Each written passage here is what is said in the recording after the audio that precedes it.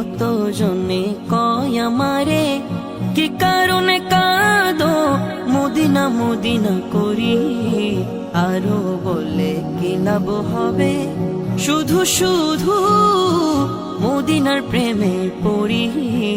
না জানিলে জানো না, না শুনিলে শোনো না, মদিনা ইমানের বাড়ি, তাই তো মদিনার জন্যে মরি। মদিনা ইমানের বাড়ি, তাই তো মদিনার জন্যে মরি। সাপ যেমন বাহির হয় গর্ত হতে, ঘুরে ফিরে আবার যায় সেই গর্তে, সেই গর্তে। ইমান নাকি এসেছে মদিনা হতে, সারা পৃথিবী ঘুরে যাবে মদিনাতে, ইমান মদিনাতে।